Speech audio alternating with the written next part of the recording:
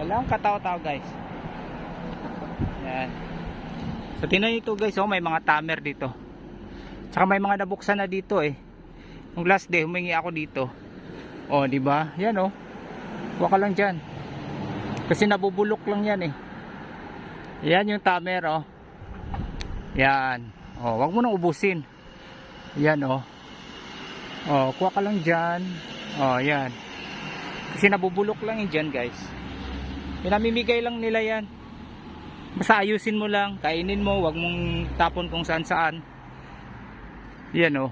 Inaalagaan nila yan sa mga tauhan nila. Oh, yan yung date, sabi nilang date tamer. O di ba?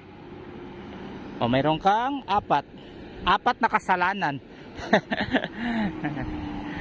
Oh. Tara guys.